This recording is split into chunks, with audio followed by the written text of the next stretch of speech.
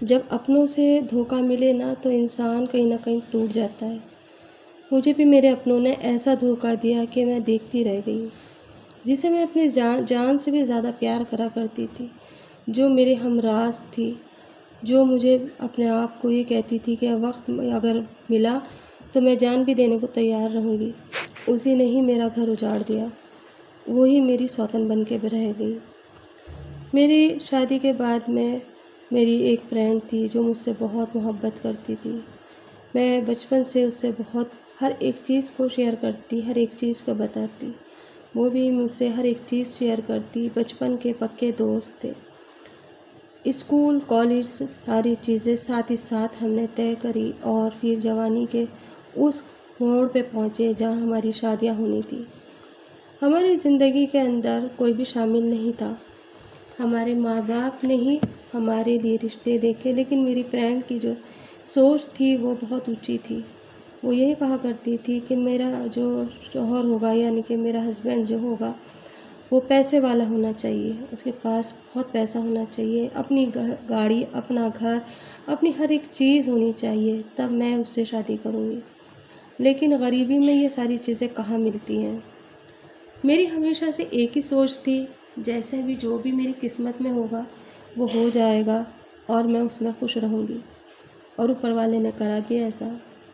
سب سے پہلے میری شادی ہوئی، اور اس کے بعد اس کی رشتے ہمارے دونوں کے ہی ساتھ ہوئے تھے، اور اس طرح سے ہم دونوں آگے پیچھے دلہن بن بن کے اپنے گھر پہنچے۔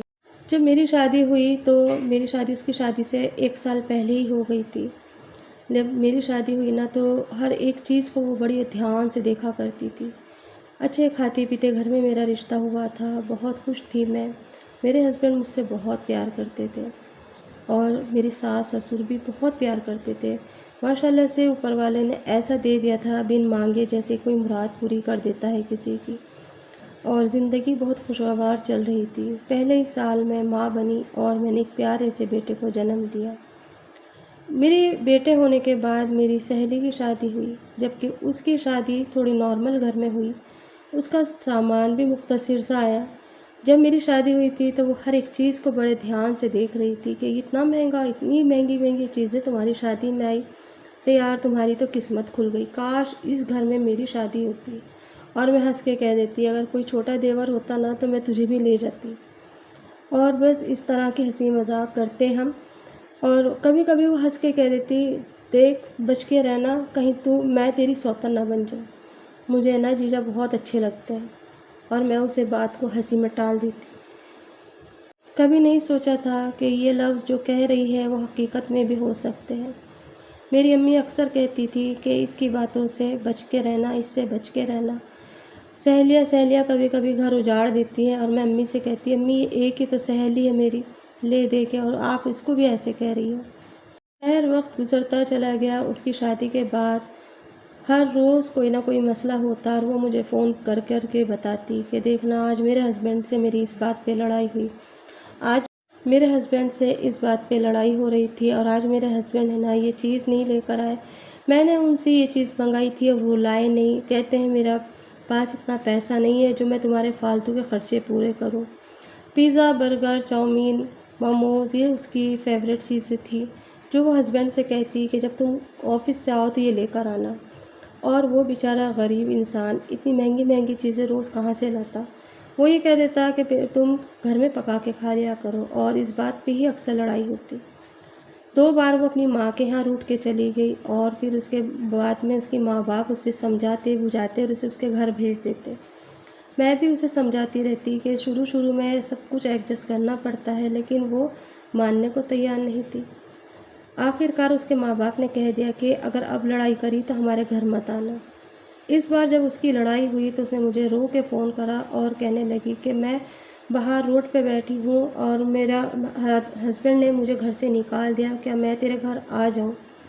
میں سادے ایمان میں نے کہا کہ ہاں تم ابھی آ جاؤ میرے گھر، اور میں اپنے ہسبینڈ کو بھیج رہی ہوں، تم پریشان مت ہو۔ اور میں نے اسے اپنے گھر بلا لیا۔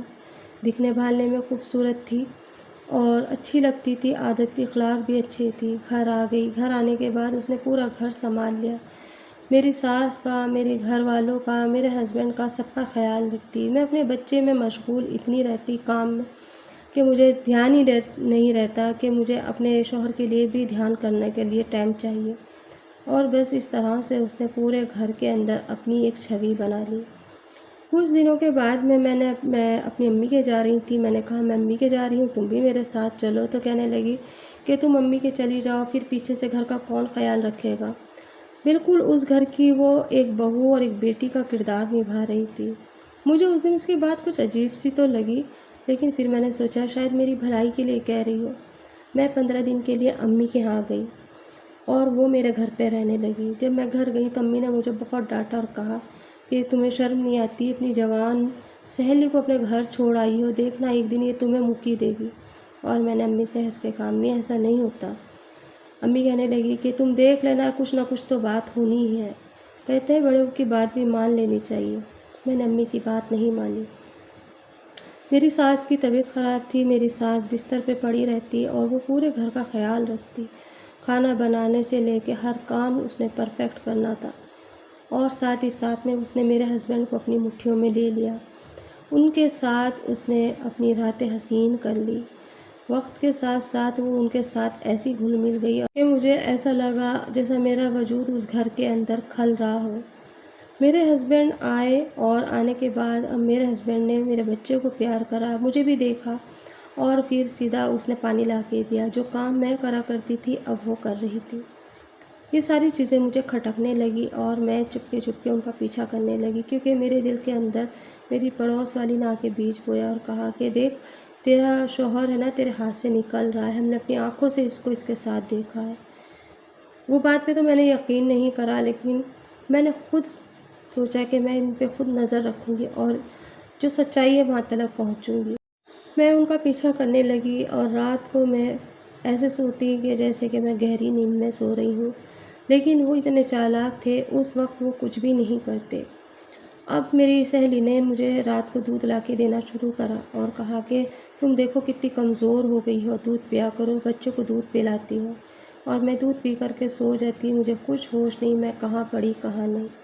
8 دن کے بعد سے یہ سلسلہ شروع ہوا تھا اور پھر چلتا ہی رہا۔ صبح میں جب میں اٹھتی میرا سر بہت بھاری ہوتا، میرا بچہ بھوک سے بلبلاتا ہوتا اور اس کی گود میں ہوتا۔ میں نے جب یہ دیکھا کہ آخر مجھے دودھ پینے کے بعد کیا ہوتا ہے، میں ایسی کیسے ہو جاتی، میں نے امی کو فون کر کے کہا تو امی نے کہا کہ شاید تمہارے دودھ کے اندر کچھ نہ کچھ ڈالا جا رہا ہے، ایک کام کرو آج دودھ مت پینا۔ میں نے ایسے ہی کرا، وہ دودھ رکھ کر گئی، میں نے وہ دودھ کو ایک سائڈ میں بڑھا دیا اور گلاس خالی کر کے رکھ دیا اور ایسے محسوس کرا جیسے میں سو رہی ہوں۔ رات کا پہر 1:30 بجے کا تھا اور میں چپ چاپ سے دبے لفظوں سے جا کے میں نے دیکھا اس کے کمرے میں میرے شوہر تھے۔ میرے شوہر باہر برآمدے میں سویا کرتے تھے اور آج اس کے کمرے میں تھے اور خوب ہنس ہنس کے کہہ رہے تھے کہ وہ تو بے سود ہو کے سو رہی ہوگی، اسے کیا پتہ کہ ہم کہاں ہیں کہاں نہیں۔